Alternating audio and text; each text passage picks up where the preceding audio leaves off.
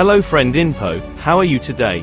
In this video, we will discuss the destruction of the internet and advanced technology and the signs of an impending end-time war called Armageddon. Let's watch the video until it's finished. Hopefully it's entertaining, useful and adds to knowledge. If you like it, please subscribe and activate the notification bell while it's still free. Thank you very much for your support.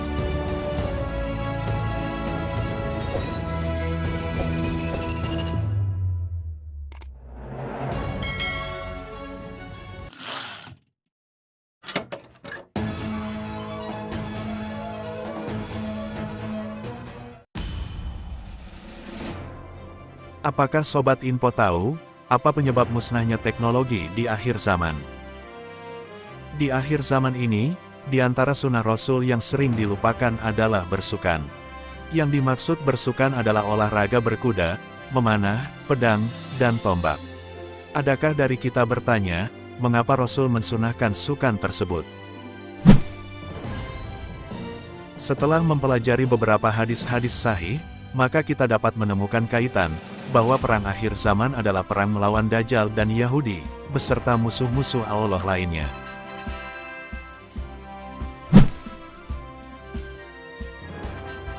Pada saat itu, alat teknologi canggih tidak bisa digunakan lagi. Teknologi canggih pada masa itu telah hancur, karena jatuhnya meteor yang memiliki magnetik sangat kuat, sehingga menyebabkan elektronik dan juga mesin tidak berfungsi. Pada masa itu, senjata yang digunakan hanya senjata pada zaman dulu, seperti pedang, panah, dan tombak. Sedangkan kendaraan yang bisa digunakan hanyalah kuda, unta, gajah, dan sebagainya. Oleh karena itu, setiap umat muslim sudah saatnya melatih diri, keluarga dan generasi selanjutnya, untuk mengasah kemampuan menggunakan senjata dan kendaraan berkuda, demi mempersiapkan diri kita untuk berperang. Bahkan bangsa Yahudi sudah bersiap melatih diri, berperang menggunakan kuda, pedang, panah, dan tombak. Yahudi memang orang-orang pintar, jenius, yang berpikir dan mempelajari. Hanya sayangnya mereka selalu ingkar. Saat ini, mereka juga mempersiapkan diri untuk perang akhir zaman.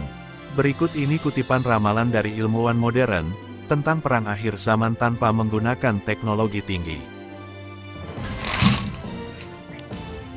Benarkah Perang Dunia Ketiga tidak akan menggunakan teknologi? Selepas saya, kalian semua akan kembali ke zaman batu, kata Steve Jobs. Selain itu ada sebuah hadis yang menekankan, akhir zaman nanti, akan berlaku perang menggunakan pedang, dan Dajjal akan dibunuh dengan pedang.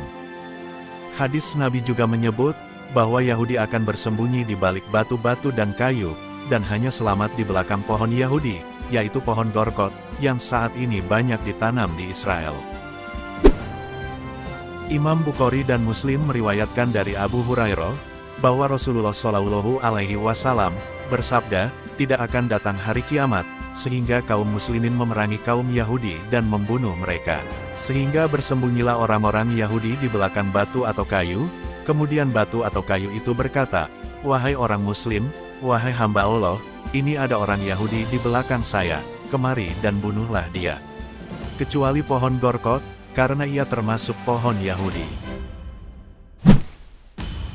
Ini berkaitan erat dengan hadis Rasulullah, yang memerintahkan kita umat Islam, untuk belajar berenang, memanah dan berkuda.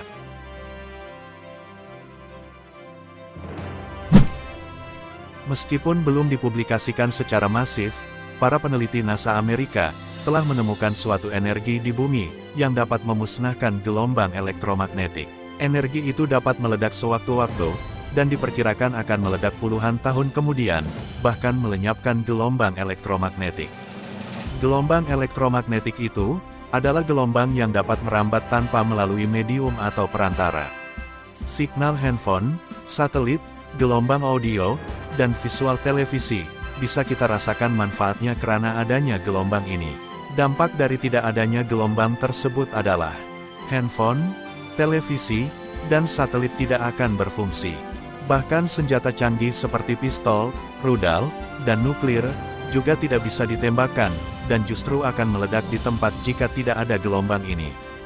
Dampak lainnya adalah, dengan lenyapnya gelombang elektromagnetik, maka kehidupan akan kembali seperti zaman dahulu, yang menggunakan peralatan tradisional.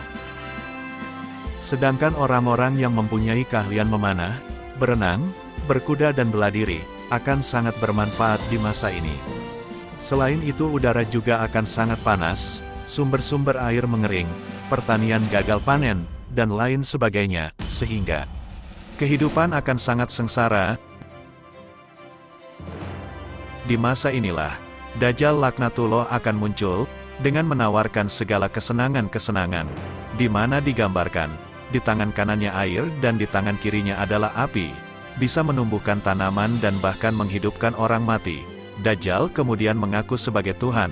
Siapa yang tidak akan tunduk kepada Dajjal, dan menjadi pengikutnya pada waktu itu, di mana kondisi sedang serba sulit?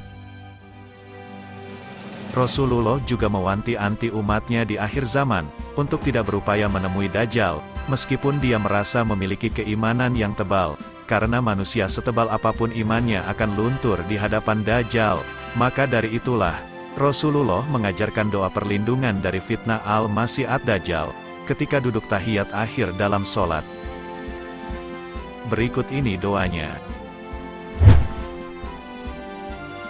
Ya Allah, sesungguhnya aku berlindung kepadamu dari siksaan kubur, siksa neraka jahanam, fitnah kehidupan dan setelah mati, serta dari kejahatan fitnah Al-Masih Dajjal.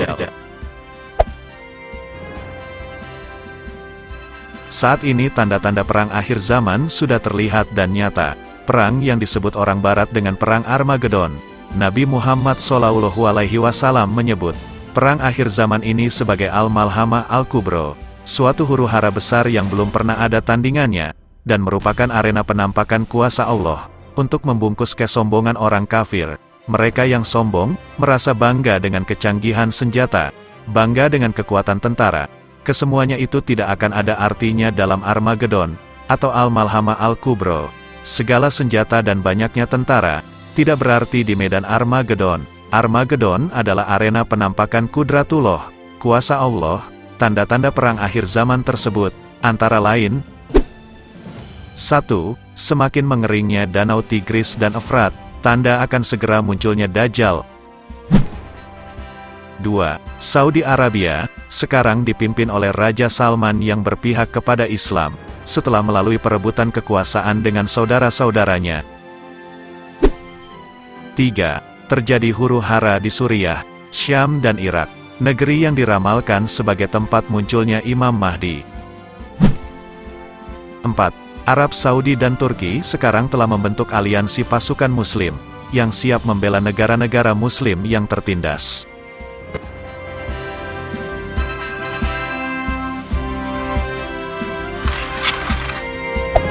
Hey there. Subscribe to my channel. And also press this bell icon. Terima kasih sudah nonton, semoga bermanfaat dan menambah pengetahuan.